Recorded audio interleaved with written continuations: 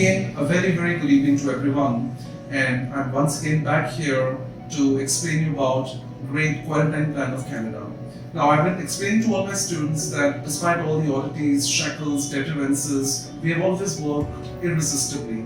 And which is why today I'm inviting one of my co-partners who indeed is helping and holding this domain very, very well, Chirag Arora, for doing such a commendable work in the field of admissions abroad.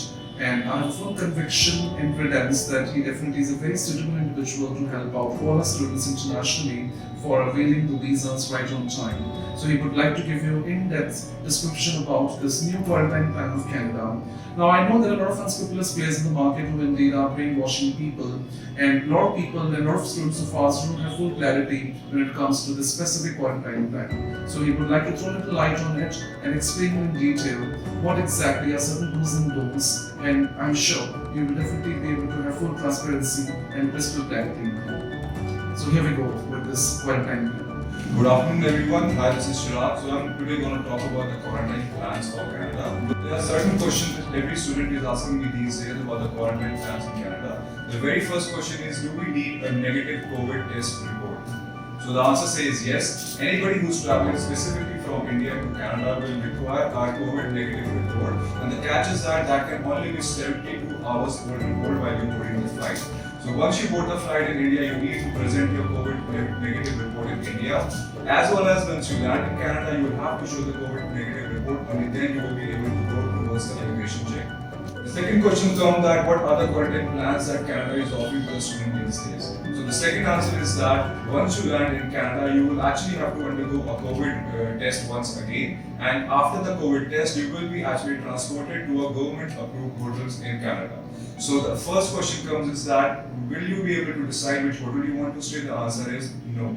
The Canada has actually approved certain hotels, specifically in Toronto, Montreal, Vancouver, the biggest cities where a lot of students are actually landing these days. You have to pay approximately 2,000 Canadian dollars. You can say maybe approximately a lakh, between 1,25,000 rupees to stay over there for your lodging, for your transportation, for your COVID reports, as well as for your food over there. So after the initial 3 days, once you get the negative report for the COVID report test that you have undertaken at the airport, you actually will have to quarantine for the next 10 days to a self-quarantine place. That can be either your family, that can be either your family place, or that can be either your self-isolation place that you book through an Airbnb, hotels, or anything. For the initial 10 days, you won't be able to go outside. The only necessary items if you want to purchase that can be actually shipped towards your place that you're living.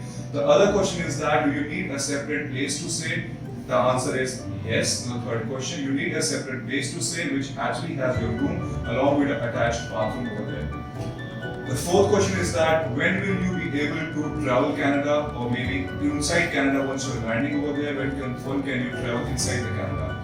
The answer is that after the 10 days of self-quarantine, you will actually undergo a COVID test one more time. The report comes negative for you, only then you will be able to travel within Canada. The fifth question, which a lot of people are asking me these days, is that once they land in Canada, will they be able to study offline or online? The answer to your question is that the colleges in Canada are right now closed. So no matter if you're traveling to Canada or you're studying from India, the answer is that you actually will have to study online only. If you're in India, you can study from your home itself. If you're traveling to Canada, you can take a place over there, live over there, work over there, but the education will continue being online. So that's all from my side. Thank you. So I hope all these definitely questions and answers would help you to understand how you should plan your journey ahead.